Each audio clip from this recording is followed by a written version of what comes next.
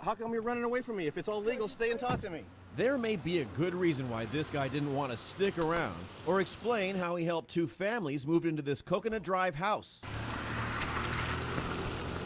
Terrence Smiley tells me this man he knows as Enchino Hernandez offered a deal on this house that was too good to pass up. He say he have a house.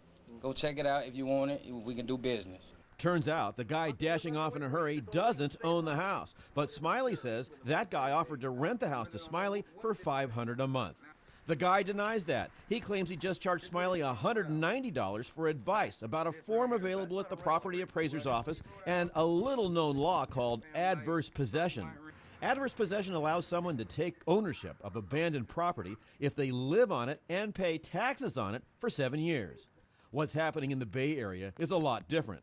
An 8 on Your Side investigation found some people are turning the adverse possession law into a money-making scheme, taking control of vacant properties and then renting them out.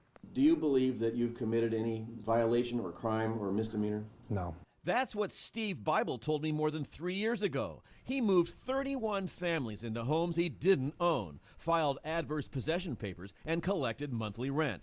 He's now in prison, serving 5 years for fraud. The Hillsborough County property appraiser tells me there's been an explosion of adverse possession forms coming through his office in the past few months. So we set out to find out who's filing this stuff. We visited house after house after house, all of them listed on adverse possession forms we obtained from the appraiser. Most are vacant.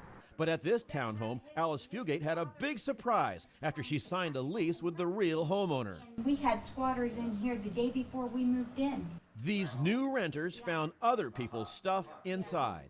And 2 doors down at another home on the adverse possession list, we found a cable TV installer waiting to do his job. They can stay there if nobody kicks them out. Stetson law professor Darrell Wilson says adverse possession is a technically legal way to take over abandoned property if the right steps are followed. You would think that the person who owns the property would come and police their property. The law helps those who help themselves. Where we draw the line is breaking into somebody's home. But the Hillsborough Sheriff's Office takes a hard line on adverse possession. It belongs to somebody, so stay out of it. If you go inside of it, you break inside of it, we're going to arrest you for burglary and theft. So you the landlord here? No, I'm not. Then why'd you rent it to these guys? I didn't rent it. They went down to the courthouse and did it. This guy tells me he doesn't charge people like Terrence Smiley rent. They just pay him for his adverse possession expertise. He later agreed to talk to me, but the phone number he gave... The mobile number you have called is no longer in service.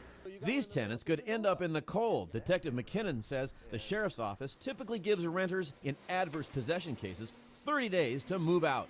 Innocent families, it just bull crap, man. Really bull crap. You work hard for your money. In this case, and so many others, adverse possession adversely affects people's lives. Peter Bernard, News Channel 8.